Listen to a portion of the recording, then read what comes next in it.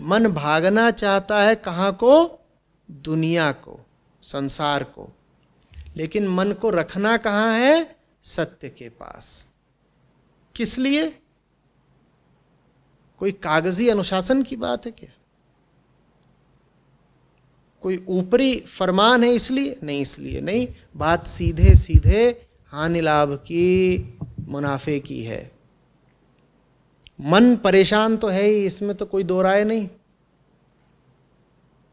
और ये जो परेशान मन है, ये बाहर को भाग करके अपनी परेशानियां कम नहीं करता, बढ़ाता ही है। बस इसलिए मन को बाहर जाने की अपेक्षा भीतर भेजना बेहतर है। मन का ही लाभ है उसमें। भीतर भेजने से आशय क्या होता है? जो कहते हैं ना कि भीतर भेजो, भीतर भेजो। भीतर भेजने का मतलब होता है मन को वहां भेजना जहां से उसकी सारी इच्छाएं उठ रही हैं। मन लगातार गतिशील रहता है ना। मन किस दिशा को गति करता रहता है? अपनी इच्छा की दिशा में। इच्छा है, मन उधर कोई भाग लिया, ठीक है ना। तो संसार की ओर देखना माने इच्छा जहां को ले जा रही है उधर को चल दिए। और भीतर की ओर ले जाने का मतलब हुआ वहां जाके देखो ना जहां से इच्छा उठ रही है। ये मत देखो कि इच्छा मांग क्या रही है, ये पूछो कि इच्छा आ कहां से रही है। ये इच्छा मूलभूत रूप से है क्या?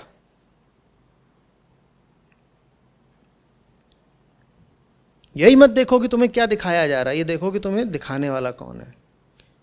वो जो पतंग उड़ रही है बड़ी आकर्षक है, ये तो देख लो उसे उड़ा कौन रहा है। इसे कहते हैं अंतर्गमन।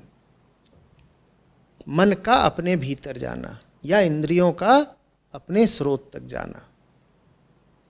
इसी अपने भीतर जाने को ही कह दिया जाता है मन का हृदय की तरफ जाना। हृदय माने वो प्रथम बिंदु, वो स्रोत जहां से सब कुछ उद्भूत होता है, उठता है। समझ में आ रही है बात? इच्छा तुमको परेशान करती है ना। मन इच्छा के हाथों परेशान रहता है। अब ऐसा तो नहीं कि इच्छा जो मांग रही है वो मन को कभी देकर देखा नहीं। मन को बहुत दफे वो मिला भी है जो मन ने मांगा है, लेकिन उसके बाद भी बात या तो बनी नहीं है या कुछ देर को बनी है फिर बिगड़ गई है। तो इसलिए जो लोग इस बाहर की दौड़ धूप से ऊब गए थे और जिनका मूर्खतापूर्ण प्रयासों में जीवन बर्बाद करने का इरादा नहीं था, उन्होंने कहा ठहरो, ये चल क्या रहा है। शाम एक इच्छा उठी, रात दूसरी कामना उठी, और सुबह आते आते किसी तीसरी चीज ने हमें खींच लिया। हम गुलाम ही नहीं है, हम सार्वजनिक गुलाम है क्या? हम पूरी दुनिया के गुलाम हैं। ये बात तो बड़ी अखरती है, चोट करती है। जो चीज होती है दुनिया की वही इच्छा बन करके चली आती है हमको नचाने। याद करो कि कैसी कैसी इच्छाएं उठ चुकी हैं आज तक जीवन में, और जो इच्छाएं उठ चुकी हैं आज तक उन सब की सूची आपके सामने रख दी जाए, उन हजारों चीज़ों की जो आपको बुला रही थी, तो उनमें से 90-95% चीज़ें या विषय आज आपको धेला भर ना सुहाएं, और कभी आप उनके लिए जान देने को तैयार थे। उस पल में वापस जाइए जब वो सब चीज़ें इतनी अनिवार्य लग रही थीं कि आप कह रहे थे कि ये ना मिली तो जी ना पाएंगे। आज वो चीज़ें आपके सामने मुफ्त में लाकर रख दी जाएं तो भी आप ना स्वीकारें। ये बातें हम भूल जाते हैं। कुछ लोग हुए जो नहीं भूलते थे, उन्होंने कहा बेवकूफ नहीं बनना है, 2 बार 5 बार 20 बार बन लिए, बार बार नहीं बनना भाई। बात समझ में आ रही है? तो उन्होंने कहा कि मैं इच्छा के पीछे नहीं दौड़ूंगा, मैं अंतःकरण में जाऊंगा और देखूंगा कि ये इच्छा आती कहां से है। कुछ मूल भीतर कमी खोट अपूर्णता होगी, वहीं से तो इच्छा उठती है ना। तो इच्छा कह क्या रही है ये बाद में देखेंगे, या ये कह लो कि उसको तो बहुत बार देख ही चुके हैं। हम पहले ये देखेंगे कि वो मूल समस्या कहां से है जिससे सब इच्छाओं का प्रादुर्भाव होता है। मूल इच्छा क्या है भाई? जैसे कि तुम्हारे सामने कोई आ जाए, अर्धविक्षिप्त, और तुमसे कह रहा है तो थोड़ा सा रोटी देना, और तुमने रोटी दी। तो तुमसे बोल रहा है कि अच्छा एक कमीज देना, ले भाई कमीज दी। तो तुमसे कह रहा है अच्छा एक मोमबत्ती देना, तुमने मोमबत्ती दी। तुमसे कह रहा है अच्छा एक मोबाइल फोन देना, और तुमने एक चप्पल देना। और जो कुछ तुम दे रहे हो उसका उसके पास कोई सार्थक उपयोग नहीं है, वो लिए जा रहा है और अगली मांग व्यक्त किए जा रहा है। अब वो बालों का एक गुच्छा देना, अब फटा हुआ टायर देना, अब ये देना वो देना। तो ऐसे जब तुम उसकी 50 मांगे पूरी कर दोगे तो 51वीं बार कहोगे भाई तू चाहता क्या है? क्या बोलोगे? चाहता क्या है भाई, यही बोलोगे ना। ये तुम्हारे सामने कोई अर्धविक्षिप्त आदमी बैठा हो जो इधर उधर की 50 मांगे कर रहा हो, जिनसे उससे कुछ मिल भी ना रहा हो और फिर भी मांगे करे जा रहा है, उससे तो बोल दोगे कि ठहर जा, तू चाहता क्या है भाई। ये बात खुद से बोलनी होती है। इसी को कहते हैं इंद्रियों का अंतर्गमन, कि खुद से पूछ रहे हैं कि ये जो 50 चीजें इधर उधर की मांग रहे हो इनको हटाओ, बताओ कि तुम वास्तव में क्या चाहते हो। चाहता क्या है भाई? ये हटाओ कि अभी तुम कह रहे हो घड़ी चाहिए, थोड़ी देर में कह रहे हो किताब चाहिए, उसके बाद कह रहे हो घर चाहिए, फिर कह रहे हो कमीज चाहिए, फिर कह रहे हो कैमरा चाहिए, फिर कुछ और चाहिए, कुछ तुम बेकार की बात। तुझे समझ गया मैं, तुझे यही नाटक करना है और करते ही जाना है, अपना भी समय खराब करना है। मैं अपना नहीं समय खराब कराना चाहता तेरे साथ। एक चीज बता, एक चीज, 100 चीजें नहीं, क्या चाहता क्या है भाई? हमारा अधिकार बस इस सवाल को पूछने तक है, उसके बाद जो होता है स्वयं होता है। उसके बाद ऐसा नहीं होता कि वो बता देता है उसे क्या चाहिए। उसके बाद उसको दिख जाता है कि उसे वास्तव में कुछ चाहिए नहीं है, यूं ही नाटक कर रहा है, और अपने ही नाटक में वो एक पात्र बनकर भूल भी गया है कि वो नाटक कर रहा है और परेशान हो गया है, क्योंकि वो पात्र उसने स्वयं ही ऐसा रचा था कि उसे परेशान होना है। जैसे तुम किसी नाटक की पटकथा लिखो, उसमें बहुत सारे किरदार हो, एक पात्र एक किरदार तुम्हारा भी है, और वो कौन सा है? जो सबसे ज़्यादा हैरान परेशान है, एकदम मरा जा रहा है। और तुम कहो ये बहुत सारे किरदार हैं, ये वाला जो है ये मैं उठा लेता हूँ अपने लिए। और तुम ऐसा घुस गए अपने ही किरदार में, अपने ही द्वारा रचाए किरदार में, कि तुम भूल ही गए कि ये सब तुम्ही ने तो रचा है, और तुम परेशान हो गए हो। अब वास्तव में ही भूल गए, वास्तव में ही परेशान हो गए हो। बात समझ में आ रही? ऐसे हैं हम।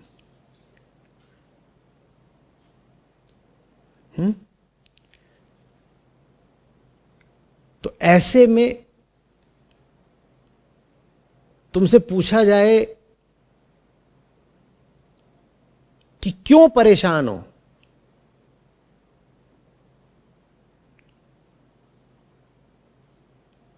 तो उत्तर ये नहीं है वाजिब कि तुम कोई सही कारण बता पाओगे अपनी परेशानी का।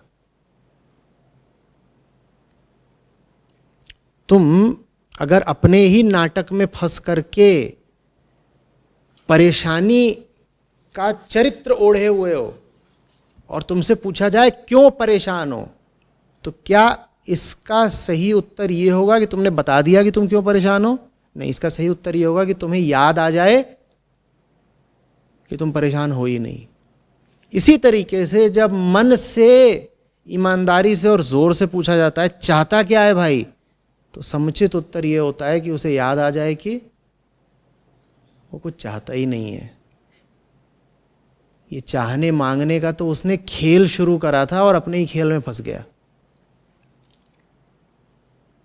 समझ में आ रही बात? अध्यात्म की पूरी प्रक्रिया इसीलिए कोई बहुत अच्छा, ऊंचा या सुलझा हुआ जवाब पाने की नहीं है। वो तुम्हारे प्रश्न की मूर्खता और खोखलापन उद्घाटित कर देने की है। तुम्हें कुछ नहीं चाहिए, तुम खाली पीली टाएं टाएं कर रहे हो। तुम्हें कुछ चाहिए होता तो इतनी बड़ी पृथ्वी है, तुम्हें नहीं तो किसी और को मिल गया होता। चलो पृथ्वी पे नहीं मिल रहा तो चांद पे मिल गया होता, चांद पे नहीं मिल रहा तो आजकल तो रॉकेट और दूर तक जाते हैं, वहां से कहीं से ले आए होते। तुम नहीं हो इतने धुरंधर तो और तो कोई हुआ होता इतने बड़े जमाने में। आज नहीं है तो आज से पहले हुआ होता, जो गया और किसी समंदर की गहराइयों में गोता लगा करके वो मणिक खोज लाया जिसके बाद उसे कभी और कोई इच्छा, कभी ख्वाहिश उठी ही नहीं। मिल गया उसको वो मोती जिससे हो गई परम संतुष्टि। ऐसा तो कभी हुआ नहीं। माने तुम्हें कुछ नहीं चाहिए, तुम कुछ ऐसा मांग रहे हो जो कहीं मिल ही नहीं सकता। माने तुम उसको मांग ही इसीलिए रहे हो क्योंकि तुम चाहते ही नहीं कि तुम्हारी इच्छा पूरी हो। यह देखना है, इस बिंदु पर आना है। खेल भी अच्छा तभी तक है जब तक भीतर का एक बिंदु ये याद रखे कि खेल ही तो है। उल्टा पुल्टा खेल खेलो और फिर उस खेल में भूल भी जाओ कि खेल ही तो था, तो बड़ी दुर्गति होती है। बात समझ में आ रही है? देखो, अध्यात्म बड़ा पुराना क्षेत्र है, इसलिए इसमें जो शब्द हैं और जो मुहावरे हैं वो बड़े घिस गए हैं, बड़े बासी पड़ गए हैं। दुरुपयुक्त होकर के वो अपना अर्थ खो बैठे हैं। खास तौर पे भारत जैसे प्राचीन देश में, यहाँ तो हर तीसरा आदमी किसी को सलाह दे रहा होता है कि नहीं, उत्तर तुझे अपने भीतर ही मिलेगा, या कि भीतर जा, या कि मेरे अंदर से ऐसी आवाज़ आ रही है। और हम इस तरह के शब्दों को, जुमलों को, मुहावरों को इतना ज़्यादा सुनते हैं कि बार बार और ज़्यादा सुनने के कारण ही हमको ऐसा लगने लगता है कि इसका कुछ अर्थ होगा भाई, तभी तो इसको इतने लोग इस्तेमाल करते हैं। लेकिन ठहरिए, अपने आप से पूछना सीखिए, मतलब क्या है इस बात का? अपने भीतर जाओ, मतलब क्या है? और आपको बड़ी खीज उठेगी अगर आप ये सवाल अपने आप से करने लगेंगे। ऐसे ऐसे लोग जिन्होंने शायद व्यवसाय ही बना रखा है इन शब्दों से खेलने का, अपने भीतर जाना या हृदय के पास रहना इत्यादि ऐसी बातें। अगर आप उनसे भी कहेंगे कि ज़रा ज़मीनी मतलब बताओ, इस बात का क्या मतलब है अपने भीतर जाना, तो कुछ पता नहीं होगा। चूँकि कुछ पता नहीं होता, इसीलिए फिर ये सब बातें व्यवहारिक तौर पर, ज़मीनी तौर पर जीवन के काम नहीं आती। शब्दों का खेल रह जाता है, उससे ज़िंदगी पर कोई सार्थक सकारात्मक असर पड़ता नहीं। तो फिर क्या होता है? फिर ये होता है कि अध्यात्म पाखंड बनकर रह जाता है, जहां सिर्फ शब्दों का व्यापार हो रहा है और जीवन पर कोई असर नहीं। जीवन पर असर हो, इसके लिए आवश्यक है कि आप बात को उसके आखिरी बिंदु तक खोद खोद कर समझें। यूं ही मुहावरों का लेन देन न करते रहें। आपने कह दिया मैंने ध्यान किया और मैं भीतर के जगत में प्रविष्ट हो गया, या आपने बहुत आगे की बहुत दूर की बात कह दी। आप इस तरह की बात खुद कहें या किसी को कहते सुने तो तत्काल रुकें और रोकें और कहें ये क्या था? मैंने ध्यान किया, मुझे बताओ, मैंने ये शब्द पहले नहीं सुना है कभी, मैं बहुत अनपढ़ आदमी हूं, मुझे बताओ ध्यान माने क्या? मैंने ध्यान किया, ये मुझे समझा दो। वो व्यक्ति चिढ़ जाएगा, क्योंकि उसे स्वयं नहीं पता ये वो क्या बोल रहा है। बस ये है कि ध्यान आदि इतने ज़्यादा प्रचलित शब्द हो गए हैं कि हर व्यक्ति को लगता है कि उसे इसका मतलब पता ही है।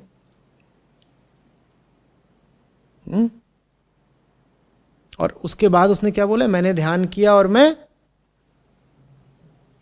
अपने भीतर प्रविष्ट हो गया। ये अपने भीतर जाने का क्या मतलब है? ये कैसे किया तुमने? और कौन था जो किसके भीतर घुसा? कैसे? समझाओ।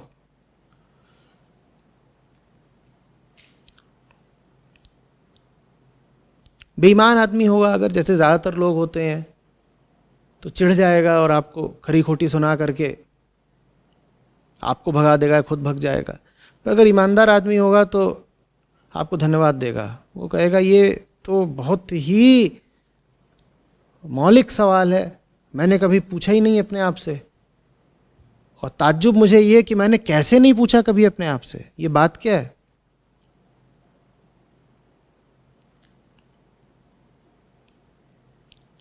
बात समझ रहे हैं?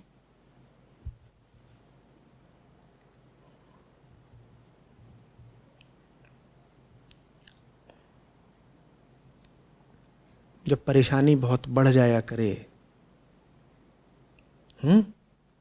तनाव सर चढ़ के बोलने लगे, रुक करके या तो मुस्कुरा के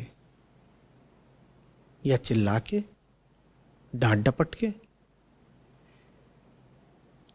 या तो सहला के या हड़का के, अपने आप से यही पूछ लिया करो, क्या भाई चाहता क्या है?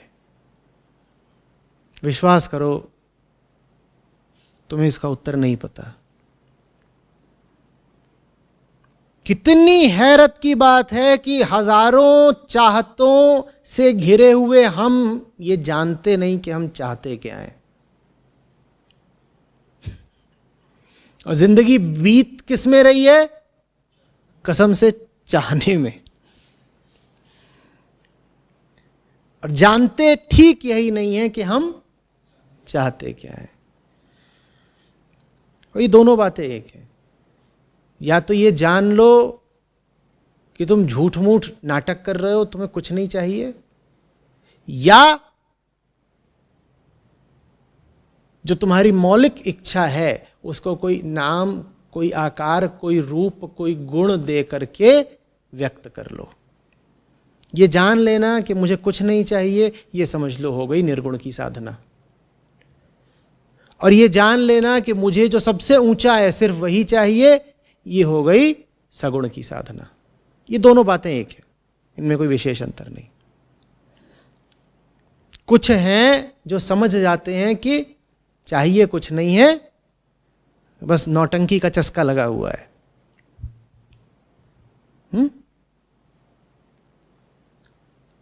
इन्होंने सीधे निराकार से नाता कर लिया, कुछ नहीं चाहिए।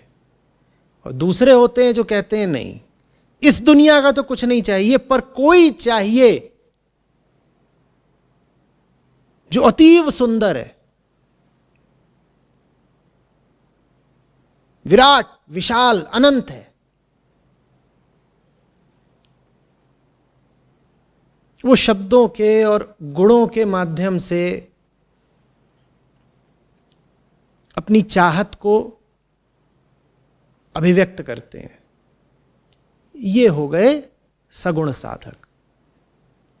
ये दोनों वास्तव में एक ही बात कह रहे हैं। इन दोनों में साझा ये है कि दोनों कह रहे हैं कि इस दुनिया का तो साहब कुछ भी नहीं चाहिए। बस जो निराकारी है वो कह रहा है कि इस दुनिया का क्या, किसी दुनिया कोई नहीं चाहिए, क्योंकि सारी दुनिया सब एक ही है। सब जितने लोक हैं वो मन का ही विस्तार है। तो मैं क्या बोलूं कि किसी और दुनिया कोई चाहिए। दूसरी ओर जो सगुण का साधक है वो कह रहा है कि ऐसा कुछ नहीं चाहिए जो मन की दुनिया का है, किसी और दुनिया का, किसी और देश का कुछ चाहिए। वो एक ही बात को कहने के दो तरीके हैं। समझ में आ रही है बात?